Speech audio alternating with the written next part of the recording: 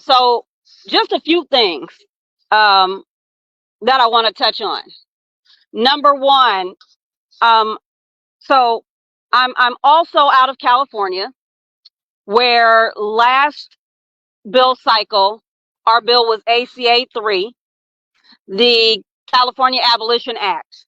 At that time, our bill was authored by then California State Assembly member Sydney Kamlager-Dove, who during the course of that transitioned to California State Senator.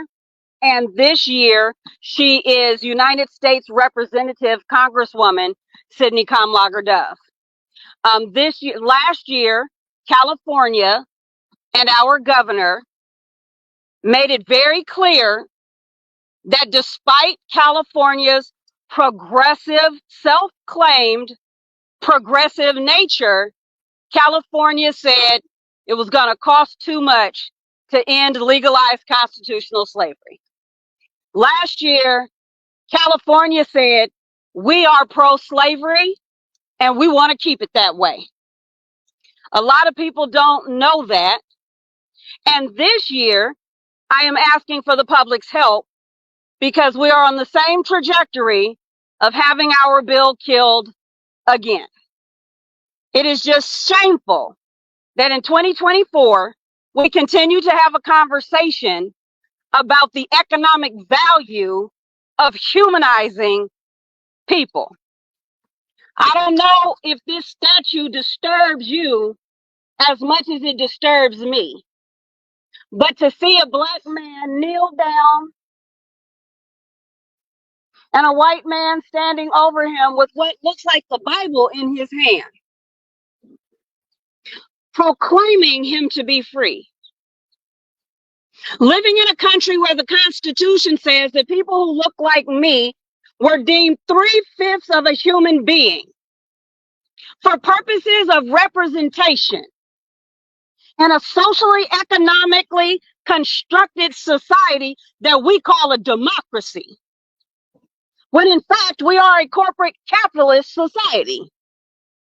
When you hear us say Black Lives Matter, what we're saying is a Black life has no value in this economically constructed social system unless we are a commodity.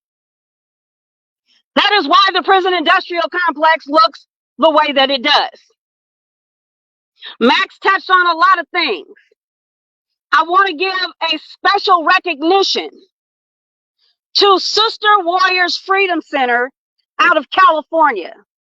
Sister Warriors Freedom Center has been at the center of this fight with us to abolish legalized constitutional slavery in the state of California.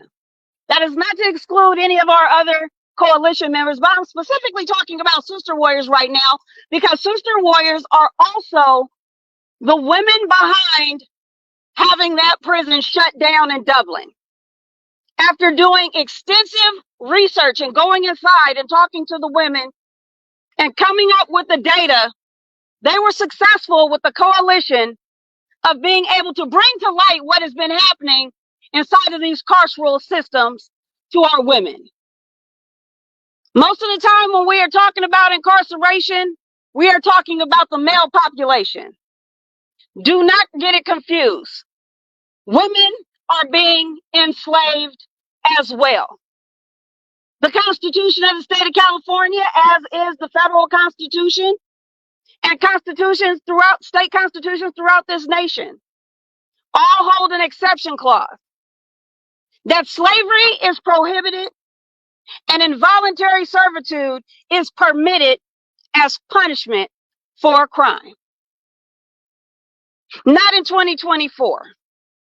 I want to send a special shout out and thank you to U.S. Representative Nikema Williams out of Georgia, Senator Jeff Merkley out of Oregon, Representative Sydney Kamlager-Dove out of California, Senator Cori Bush out of New Jersey, Congresswoman Maxine Waters, Representative Barbara Lee, and the 190 U.S. congressional representatives that are co-sponsoring Senate Joint Resolution 33 to finally bring an end to legalized constitutional slavery on a federal level in this country.